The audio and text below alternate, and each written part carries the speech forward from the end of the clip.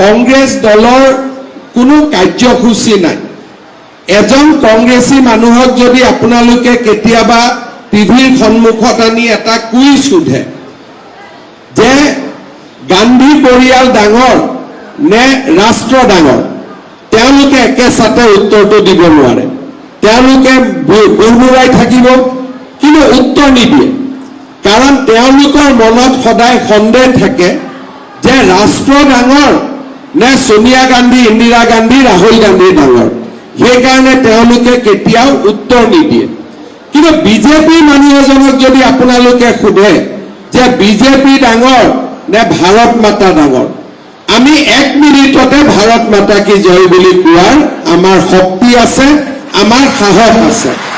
সেইটোৱে হ'ল আমাৰ দলত কাৰ্যসূচী আছে, অৰ্থাৎ ৰাষ্ট্ৰৰ সকলো প্ৰাকাৰৰ পৰা কল্যাণ, ভাৰতৰ সকলো ফালৰ পৰা কল্যাণ, আমাৰ ৰাজ্যখনৰ বিকাশ আৰু সমৃদ্ধি, আমাৰ ব্যক্তিগত স্বাৰ্থৰ বহু ওপৰত সমাজৰ উন্নতি, ব্যক্তি স্বাৰ্থৰ তলত সমাজৰ উন্নতি আটাইতকৈ ওপৰত, সেই হৈছে ভাৰতীয় জনতা পাৰ্টিৰ কাৰ্যসূচী। ভাৰতীয় জনতা পাৰ্টিত কাৰ্যকৰ্তা আছে। আমাৰ দলৰ সৰ্বোচ্চ নেতাজনেও নিজৰ পৰিচয় ভাৰতীয় জনতা পাৰ্টিৰ মই নেতা বুলি নিদিয়ে। তেওঁলোকে গৌৰৱেৰে সৈতে কয় যে মই ভাৰতীয় জনতা পাৰ্টিৰ এজন কাৰ্যকৰ্তা। আমাৰ দলটোত নেতা নাই, আমাৰ দলটোত কাৰ্যকৰ্তা আছে। কোনোবাই যদি দায়িত্ব পায়, সি আমি দায়িত্বহে গ্ৰহণ কৰোঁ, কিন্তু আমাৰ দায়িত্ব আজি আছে, কালি দায়িত্ব নাথাকিব।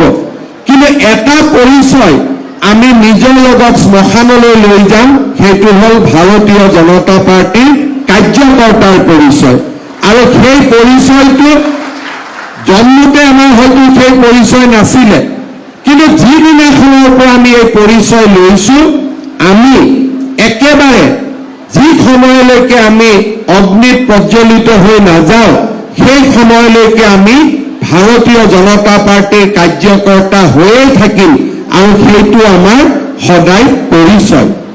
আৰু ভাৰতীয় জনতা পাৰ্টিয়ে যেতিয়াই নিৰ্বাচন আহে বা নিৰ্বাচন নাহে, আমাৰ দল পৰিচালনাৰ বাবে আমি ৰাইজৰ পৰা সংগ্ৰহ কৰি আমি কোষ নিৰ্মাণ কৰোঁ। কাৰ্যালয়, কাৰ্যসূচী, কাৰ্যকৰ্তা আৰু কোষ, এই 4টা ক হৈছে আমাৰ দলৰ এক প্ৰাণকেন্দ্ৰ, আমাৰ দলৰ আটাইতকৈ ডাঙৰ চালিকা শক্তি।